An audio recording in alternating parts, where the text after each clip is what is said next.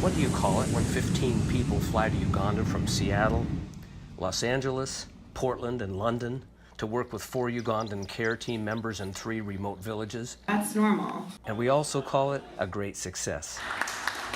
2 physicians, Dr. David Osmussen from Seattle and Dr. Christiana Guidi from London, led 8 second-year medical students and 2 pre-med students, while a clinical psychologist, a pastor, and a photographer/tech expert provided logistic, personal, and practical support. Most of the students came from Pacific Northwest University of Health Sciences in Yakima, Washington. Doreen, Vincent, Joseph, and Joe make up our Ugandan care team. They work tirelessly in the villages of Kitsilima 2, Kenyante 4, and Sarakihambia. They treat dysentery, malaria, pneumonia, diabetes, urinary tract infections, and fungal infections. They encounter life-threatening diseases and conditions every week. Scores of children are malnourished.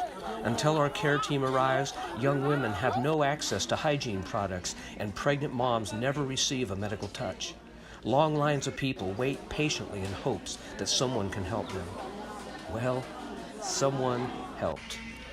7 of the medical students taught core classes on nutrition, hygiene, sex ed, and HIV prevention.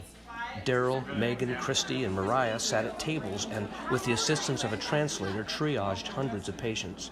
Tony assisted Vincent in distributing medications. Megan, Valerie, and Jessica assisted Dr. Christiana. Maggie and Taylor shadowed Dr. Osmussen as he examined and treated over 100 pregnant women. The women, by the way, were especially blown away by the portable ultrasound machine. Most of the time they don't have ultrasound. Much of the time they can't even do a simple blood test. Then the students rotated and served in a different capacity in the next village. The term culture shock was invented in Bundibujo. The conditions are primitive.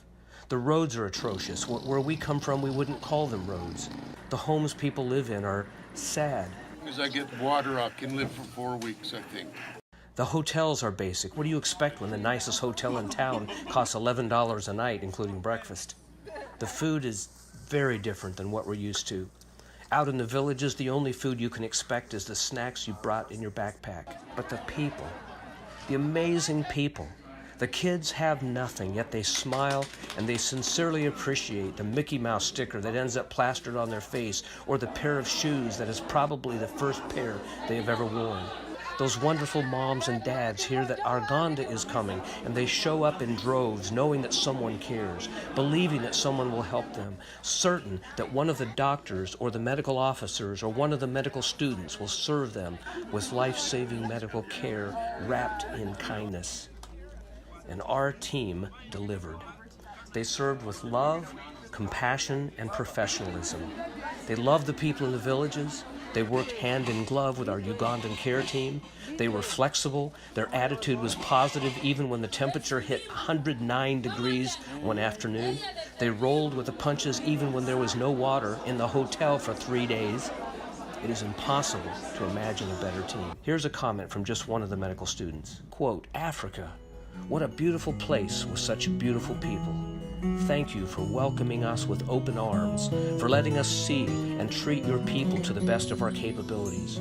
Every hello, every smile, every thank you was a simple reminder of why I wanted to get into medicine and why this life is so important to me." End quote. We are already planning next year's medical trip, and I bet you'd like to help.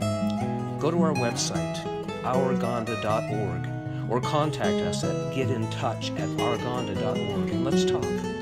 You might be the person who puts a permanent smile on the face of a child who finds out that someone in the world loves her and cares for her.